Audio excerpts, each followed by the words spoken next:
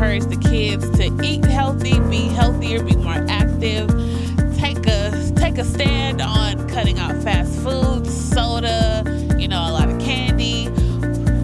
And we as counselors, we try to be the example. Hi, I am Destiny Owen, and today I'm over at Camp Shane doing a nutrition class to teach the kids about all sorts of different ways that they can be successful when they get home. So today in particular, we learned about reading labels and really got to see what the kids are already taught versus really applying new ideas into their life. My name is Zarelli De La Rosa, and I'm in Camp Shane, California. And I absolutely love California, which is why I'm in this camp.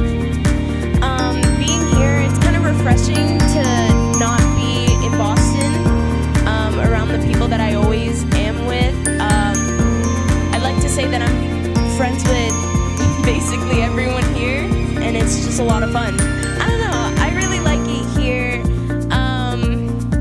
I feel at home still, and if I really could, I most likely would come back, yeah.